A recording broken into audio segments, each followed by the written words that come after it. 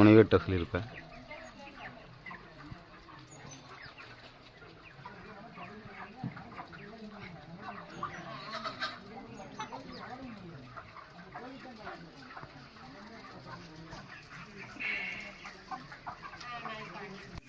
என்னோட பேர் சோமசுந்தரங்க, செல்வாபுரம் குட்டி வலைங்க.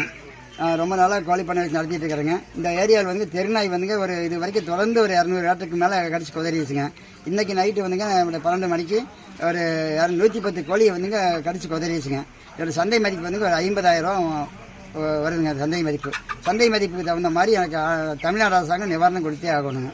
அப்போ தான் விவசாயியோட வாழ்வாதாரம் சீராக கேள்விக்குறியாக தான் இருக்குது.